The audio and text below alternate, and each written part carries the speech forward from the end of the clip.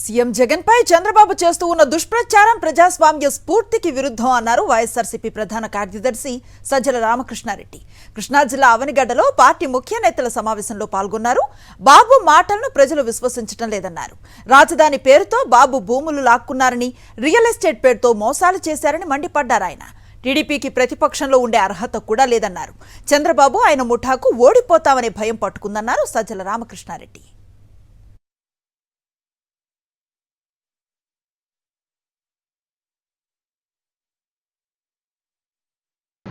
14-19 మధ్య చంద్రబాబు నాయుడు గారు ఉన్నారు చీఫ్ మినిస్టర్. ఆయనకు నోరు ఎట్లా వస్తుంది ఇట్లా మాట్లాడడానికి?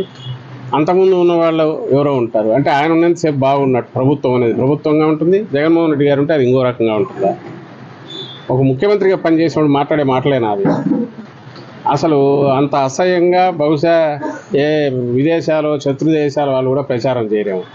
రాజ్యాంగానికి వ్యతిరేకం, ఇది ప్రజాస్వామ్య స్ఫూర్తికి వ్యతిరేకం వాళ్ళు చేస్తున్న ప్రచారం, ఆ దుష్ప్రచారం. అంటే ఎంత డెస్పరేషన్లో ఉన్నారో, ఇంకా ఓడిపోతున్నాం, మా బతుకు ఇంకా అయిపోయింది, వైండప్ దగ్గరలో ఉంది పార్టీ అనే దీంతో వస్తున్న డెస్పరేషన్ మాటలు అవి. ప్రజలు కూడా వాటిని విశ్వసించట్లేదు. అంటూ రెండవది, జగన్మోహన్ రెడ్డి గారు వచ్చాక ఎన్ని లిటిగేషన్లు ఇచ్చేశారు, అసైన్ ల్యాండ్స్ అన్ని ఫ్రీ చేశారు, చుక్కల భూములు ఫ్రీ చేశారు. ఆయన ఇచ్చాడు. నీకుంది అలాంటి ఆలోచన చంద్రబాబు నాయుడుకు? జనం భూములు లాక్కోవడము, రాజధాని పేరుతో ల్యాండ్ పూలింగ్ అని చెప్పి అందరినీ మోసం చేయడము, రియల్ ఎస్టేట్ వ్యాపారం చేయడము, ఇది చంద్రబాబు నాయుడుకున్న అలవాటు.